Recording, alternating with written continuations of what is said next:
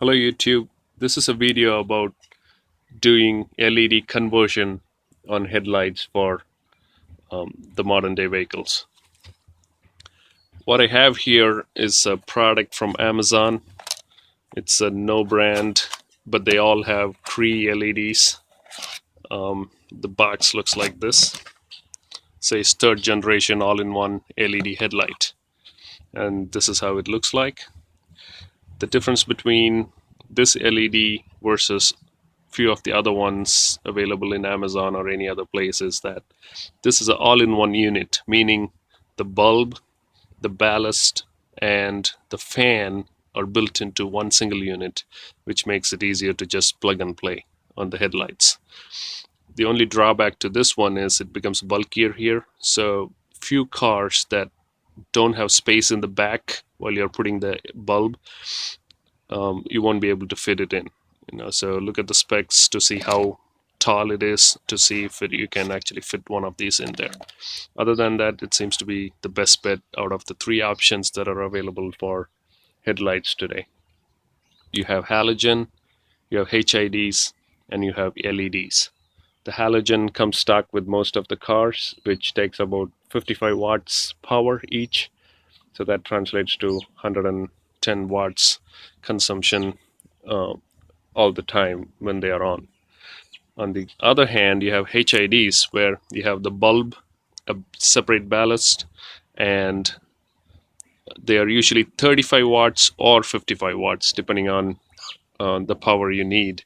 And also, there's so much trouble with HIDs that usually they last for a year or maybe two, depending on the brand, and they're not good with shocks. If you have too much shock bouncing up and down, then you'll see failure in the ballast, mostly, not the bulb. But on the LEDs, they claim they're much better because there's no moving filament in it, and it's well made. This particular one is all metal construction, aluminum for heat dispersion. So I'm assuming this should be plenty good compared to the other ones. Coming to the specs, this one takes 20 watts, which is far less than the 55 watt or the 35 watt option. The H4 bulbs has 30 watts though. But other than that, it comes with all these H4, 7, H8, H11, 10, 16, 905, 906, all those models, so you can basically fit it in any car. Today we are going to look at fitting this in a 2014 Nissan Altima. This is the same model for 2013, 2014, and 2015 Nissan Altimas. The process is a little different than just swapping any other bulb, because in a Nissan Altima, there's no access from the top to get to the headlight. So basically what I'm going to do is take the wheels off and go up here into the wheel well and take the splash guard out, and then access the bulb from out there. All right, the first step is to take the wheel off. We're going to unmount the wheel. I already loosened the lug nuts. So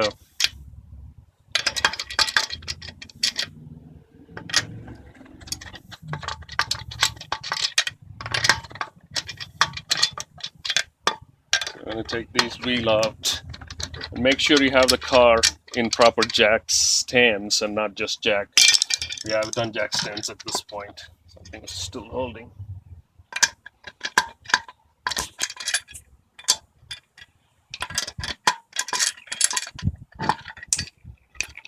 All right, the second step is to take out these splash guard, and they're held together by 5 push pins.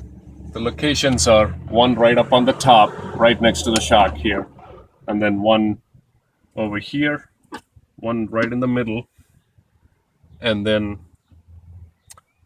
these two that connects the splash guard with the fan guard here. So there's 5 push pins here that needs to come off. The way it comes off, you just use a flathead and just pry out the top layer and then use your hand to pull it out. So it basically is a little push pin that all cars use the same type of push pins. The next step is to take the underpan right here. It's the continuation of what we had as a splash guard. It has 3 screws, 1, 2, and 3, and one more push pin right up here. And we're going to just pop them out and use Phillips screwdriver to take the screws out. So we took off 3 Phillips head screws and 6 of these push pins, and that gets all this stuff out. All we have to do now is hold up here, keep pulling down, and this whole thing falls down. There's a crease up here that you fold the thing in. So bottom line, you just have to fold this whole thing back and tuck it away. Now we have full access under the bumper into the headlight area and the fog lights area. All right, now we have full access to the headlight bulbs here. All you have to do is turn it counterclockwise and pull it out, just like that. And it's connected with the push connector here. So you basically pry that off, and then the bulb comes right off. So it clicks here, and you just pull this tab back so it can come right off. The LED here is a plug and play unit. So all it needs is the same way the other bulb came out, just clicks right in. And as you notice, there's 3, this is a H11 bulb, there are 3 prongs here, and it only goes one way, where this big tab is right on the top. So let me try putting that in. So,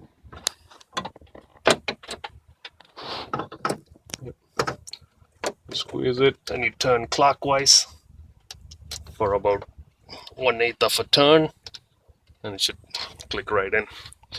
And that's it. So it's time to test whether it fires up or not.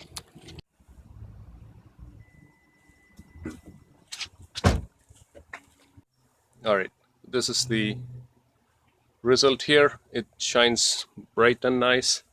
One important thing to understand is, these HID and LED lights has to be on a projector in order to get an even, smooth light. If not, it'll be too blinding, and it's not legal to do so. This is the better way of doing it.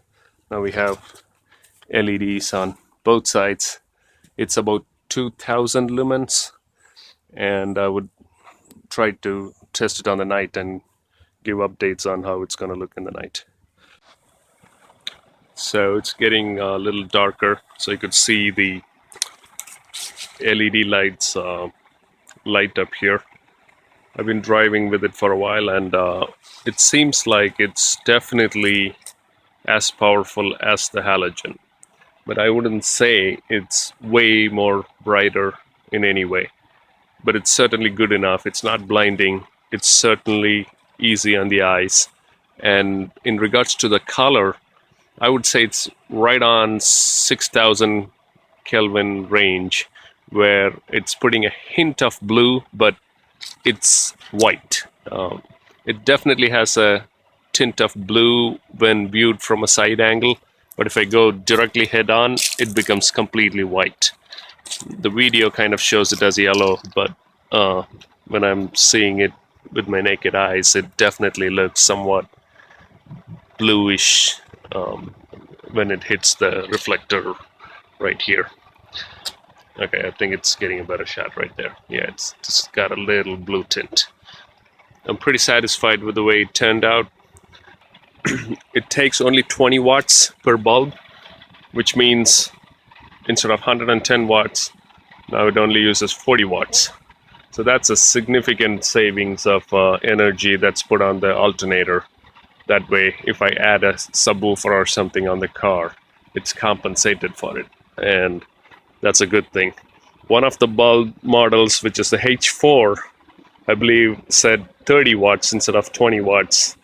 I believe the reason is H4 bulb has 2 filaments. Normally the high beam and the low beam are built into the same bulb. I believe all they're doing is saying 30 watts when you hit the high beam and 20 watts rest of the time when you use LEDs. But in general, the way Um, this thing works as a easy swap. You just plug and play, and it works great. So that's it, folks. Here it is, the LED light from Amazon.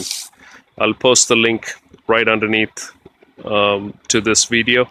You could just buy right from it. When I bought it, I think it was about $75 for a pair. All right, thanks a lot.